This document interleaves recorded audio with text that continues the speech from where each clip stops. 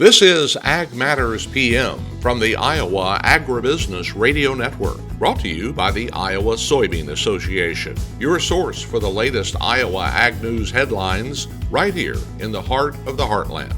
With reports from our award-winning team of Dustin Hoffman, Riley Smith, Mark Magnuson, and Andy Peterson. Now, from the IARN studios in Des Moines, here's Mark.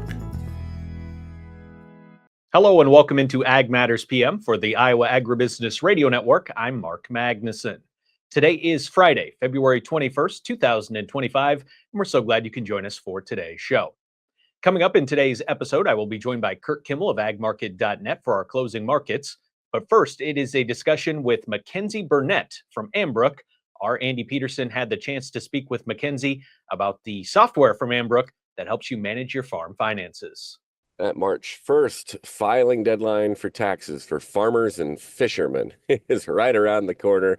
Number crunching, of course, and our friends at Ambrook have made that much more simplistic and much more accurate here. Mackenzie Burnett is CEO of Ambrook. And let's talk a little bit about the company, Mackenzie. Great to visit, as always. And, we're looking at a software platform, but I know there's much more to Ambrook than just that. Yeah, absolutely. So Ambrook, we're a financial technology company. And what that means is that we both build software to help farmers and ranchers strengthen their operations through just better financial management. So that's, easy to use accounting software, payments, like paying bills or sending out invoices. But it's also things like discovering funding opportunities and then just in general, understanding how to have better business insights. And so there's a software side, but then there's a whole component of the company that we're also building out, providing a lot of free resources around Ambrook education and our funding library, which allows you to sort of search any USDA and private opportunity out there that we can find. So what, Mackenzie, inspired you to get into this space, start Ambrook, and proceed down this path? Yeah. So my whole family works in public service. They work with the USDA, which could be a good thing or bad thing, depending on your relationship with the USDA. But for me, it was just normal. And so they all work in plant health protection, my two parents, and then my older sister at APHIS. And so what that meant is that my dinner conversations were really wonky, like fruit fly outbreak.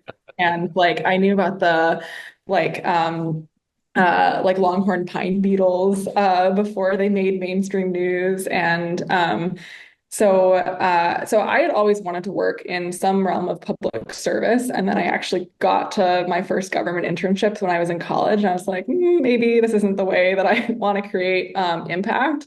And then I got really involved in tech in college and just realized that it was a way that you could build tools that could help, thousands, if not millions of people at a much broader scale and a lot faster. And so I ended up actually coming to agriculture in my own way in grad school and ended up spending a summer kind of talking to a lot of farmers and ranchers in the Central Valley about water and water rights, and kind of just fell in love with the whole space. And so decided that I had started a company in college and kind of sold that. So I started that I wanted my next software company to be something that was directly helping folks in ag. Excellent. And I would imagine that involves some differentiation that I kind of referenced a little bit earlier in what I've seen in the platform, but just talk specifically about what makes Ambrook different and more effective. Yeah, I think the first thing I'll say is that there's actually a ton of really great tools out there for different types of use cases. And especially there's a whole wave of really great desktop-based like farm accounting software. And I think we come from a bit of a younger, generation. I came up and wanted to do everything on my smartphone. And I talked to when I was doing a lot of research for Ambrook, talked to a lot of younger producers as well. And just being able to access things from that are cloud-based or from multiple people, multiple devices, that was really important for record keeping for a lot of folks. And so that's one thing, is that we're cloud-based. The second thing is that we actually integrate all of your payments, not just for record keeping, but a big belief I have is actually that the reason why record keeping is so painful sometimes is because you have to do things multiple times, like the same, record keeping or activity in multiple different places. And so when you're paying a bill, you want to ideally have software, and this is what software is good at, is just knowing that that bill is associated with this, transaction in your bank account, for example, is associated with this piece of paper. And I think the thing that software is uniquely good at is reducing data entry and just making a lot more of those workflows automated, so you spend less time on it, and then it ends up being more accurate because you're not, when you have to do things multiple times, the same thing multiple times, that is rife for error. So that's one thing. And the last thing is that we combine a lot of financial management with that funding discovery. And so there is a lot of support out there for agricultural operations if you kind of know where to look and know how to manage the paperwork. And we try to make that a lot easier. Yeah, I think we have some ag specific things that people really like being able to, file Schedule F right from the system. We leverage AI to make a lot of those tools a lot easier. All the paperwork that we heard when we were first building the product, like we have a lot of cool AI tools that just let you snap a photo of a receipt, and then that kind of actually organizes it and creates the transaction for you. So yeah, there's just a lot of different things that we try to hit on. Yeah, that was one thing that I noticed right away, was the ability to upload photos and the subsequent accounting decisions that it makes, that certainly save quite a bit of time and stress this time of year too. Yeah, So what totally. advice here would you then have for operators in the next couple of weeks as we finalize these returns and get them sent in to our friends at the IRS? Yeah, totally. I mean, I think the key is for anything to start early if you can and be systematic.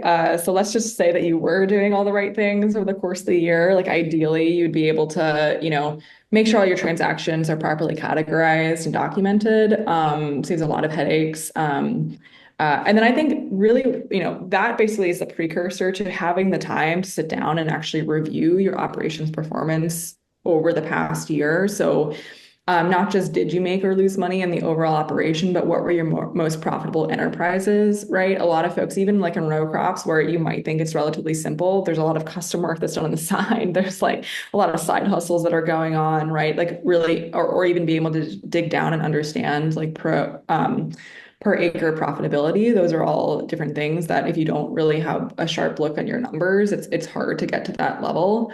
And I think that those types of, and that's a very broad set of advice. And I think I just wanted to share some of the ways in which that can, uh, uh, yeah, some of the reasons why, like you might want to like spend all the time to do that beyond just sort of knowing your numbers, right? I think the first piece is just like a lot of folks actually don't take advantage of things like forward purchasing input, for example, like when they actually could. So according to a recent paper from the ERS, which is an economic research service at the USDA, less than 8% of folks end up actually forward purchasing inputs.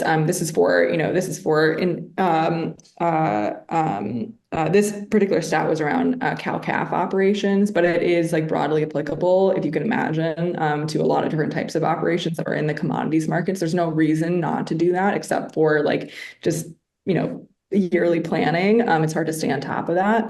And I think this a similar thing actually on risk management too. Like if you don't know your numbers, you don't really know how to participate in a lot of the risk management strategies that are out there. And there's actually way less uptake on those subsidies, like and a lot of those are subsidized by the USDA. There's a lot less uptake than there probably should be, mostly because folks need to be really comfortable with what risk they can take, which requires, being comfortable with the numbers yourself.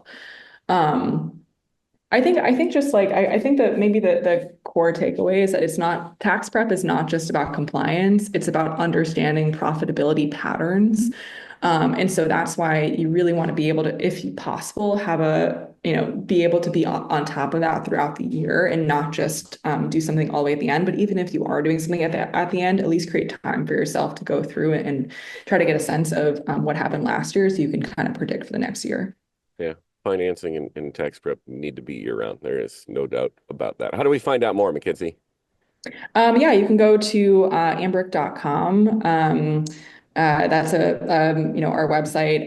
If you want to see a little bit more information, you go to ambrook.com/get started, get dash started, and you'll see everything there that you need. Ambrook, Ambrook, tax accounting software, and much more. Appreciate the time as always, Mackenzie. Yeah, thanks so much. Thank you to Andy Peterson and Mackenzie Burnett of Ambrook for that discussion here on AM/PM. It is time now for the closing markets, and we will be joined by Curt Kimmel of agmarket.net. But first, a word from our sponsor, the Iowa Soybean Association and the Soybean Checkoff. Iowa Soybean Association is driven to deliver for Iowa's 40,000 soybean farmers. We're proud to provide objective agronomic research, a helping hand with soil and water stewardship, and timely industry news powered by the Soybean Checkoff. Learn more at iasoybeans.com.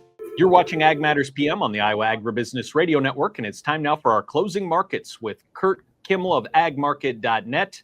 Curt, at midday today, we had some weakness in the grains. What did we close out today with the trade in the grains? On the daily chart there, corn finished 5 to 7 cents lower, beans down 2 to 6 cents a bushel. The wheat hung in there, is anywhere from 2 to 4 cents higher. On the weekly chart, that March corn and that March wheat futures ended lower on the weekly chart. Wheat had a pretty good move here in the last week. Corn had a pretty good move, so a little bit of a liquidation. The option expiration is taking place today. The market's closed, so hopefully you've situated for your March puts and calls in the grains. It seemed like that corn migrated towards that 490 area, and the beans migrated around that 1040 area as they close out those option positions here at the end of the day, Mark. Curt, with the wheat markets, what right now are the stories driving it? Is it the same stories where we're still focused on what's happening in Russia and Ukraine? And then are there still concerns about the winter weather that we've received here with this extreme cold domestically? Yeah, all the above. We're seeing a situation where we're watching the international news and also the Midwest and what Plains news too.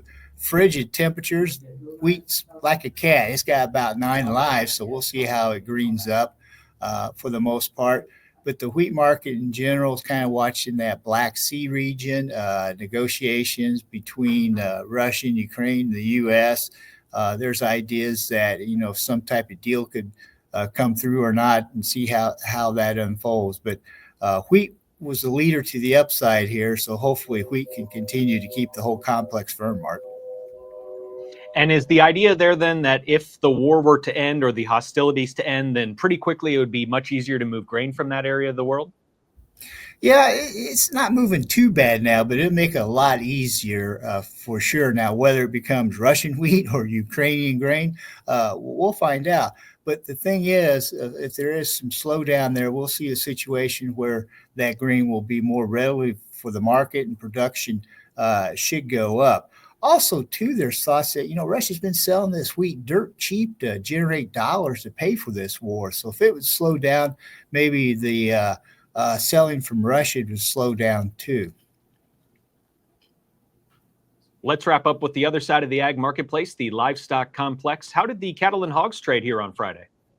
Well, we finished the cattle anywhere from 15 to 30 cents higher. Hogs were mixed. Those Aprils took a hit on the downside there. They were down by 85. The back end was up 50. Mixed reviews there. Here this afternoon, Friday, we'll have the cattle on feed report. The trade's looking for on feed about 99%. Placements about 102. Marketing's 102. We're still dealing with the tight overall number situation. The product cutouts and so forth kind of backed up here in the past week. Technically, the chart looks a little sloppy in through here. We're just in a down time mode here on demand. Hopefully we'll have a heat wave one of these days here and fire up some grills, Mark. That time not too far away when you start to think about it, Curt. He is Curt Kimmel of agmarket.net, my guest here today for Closing Markets. What's the best way for our viewers to get in touch for more marketing information? You can go to agmarket.net and click on Intel. That's where most of the information is. Or you can tune in next week. The USDA Outlook Forum meeting's taking place. There'll be some information there, but one of our leaders, Matt Bennett, will be presenting in that meeting there. So he'll have a bunch of good information end of next week there, Mark. Curt, thanks so much for the time here today. Appreciate it, and enjoy the heat wave this weekend. Take care. Behave. Thank you to Curt Kimmel of agmarket.net for our closing markets today. I think Curt ready to get outside and fire up that grill here in the near future. Let's take a look at how the numbers finished today in the ag marketplace. You can find that under the markets tab of our website anytime at iowaagnet.com.